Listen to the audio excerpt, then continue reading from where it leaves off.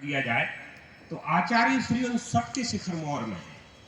वो इस वजह से है कि जीवन के दिन अंतिम लक्ष्य के लिए जिंदगी भर लोग काम करते हैं। मैं व्यवस्था की बात या धर्म की बात या संप्रदाय की बात नहीं कर रहा, मैं बात कर रहा हूं आदमी के अंतिम लक्ष्य की, मोक्ष की बात। हर आदमी के जीवन लेने का अंतिम जो लक्ष्य है वो मोक्ष है, और उसे अगर सम्यक तरीके से जीवन जीते हुए निभाने का कोई दर्शन दिया है, कोई रास्ता दिया है, तो आचार्य भगवान ने दिया है।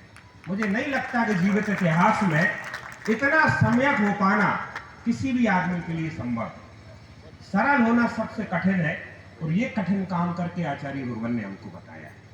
आप लोग बता रहे हैं उन्होंने ये छोड़ा वो छोड़ा, उन्होंने छोड़ने के जो मद का भाव है उसे तक छोड़ दिया।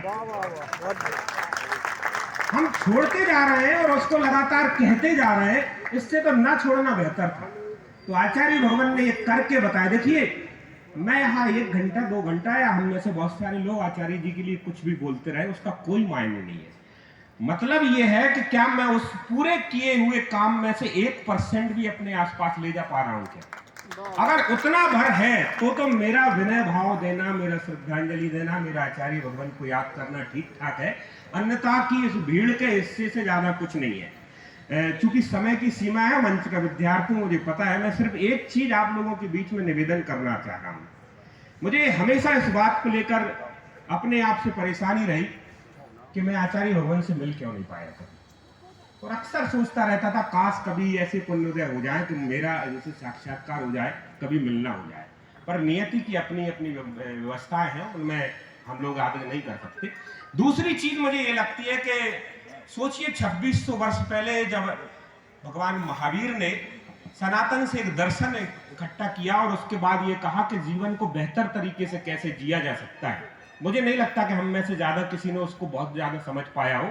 जो थोड़ा बहुत पढ़ा है या परंपरा में ऋषियों से या मुनियों से आया वो हमारे पास है।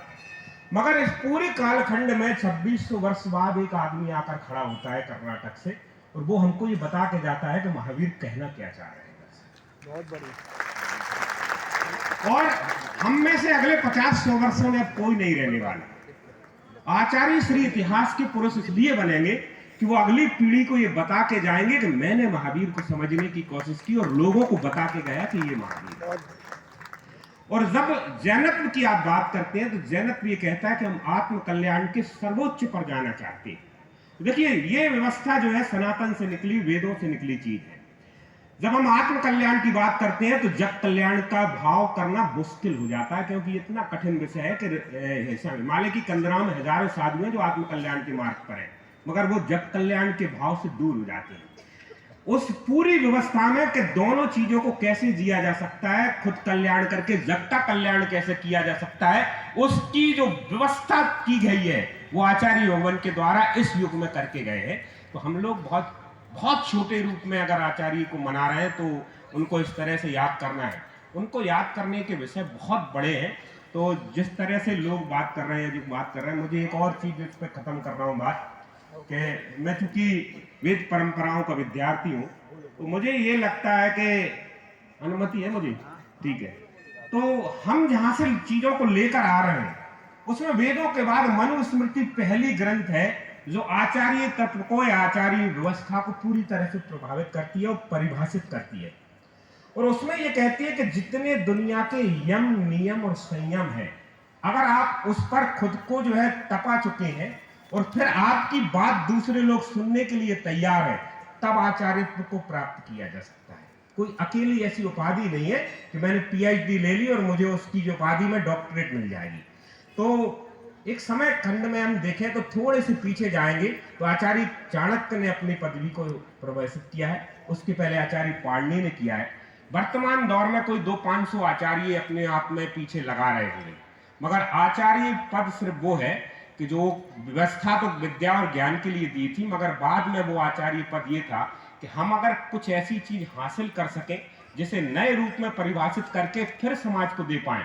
तो भगवान ने आचार्य पद जब ग्रहण किया तो एक बड़ा काम अपने आप में ये किया कि उस पद को प्रतिष्ठापित करने का काम किया है।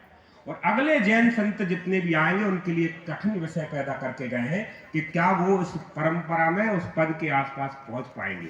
ये बहुत कठिन विषय है और आप सब लोगों को मेरी शुभकामनाएं। मैं आज आपके लिए कतई संवेदनाएं नहीं दे रहा, मैं आपको शुभकामनाएं दे रहा हूं कि आप एक ऐसी बड़ी परंपरा के संवाहक बन के जा रहे हैं या बनने वाले हैं कि आप अगली पीढ़ियों को बताइए और अब आप लिख के जाइए, उनको समझा के जाइए कि हम उस युग में जीने वाले लोग हैं जो विद्यासागर जी महाराज का था।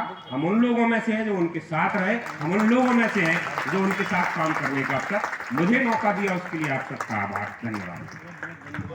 आप सुन रहे थे मैं निवेदन करूंगा प्रोफेसर अशोक जी सभा में शर्मा, पत्रकार अशोक भैया नगर बहुत ही सुंदर भाव कॉलेज, रखे जिन्होंने पत्रकार भैया अशोक जी ने नगर जैन समाज को बहुत व्यावसायिक धन्यवाद। बुद्धि प्रदान की और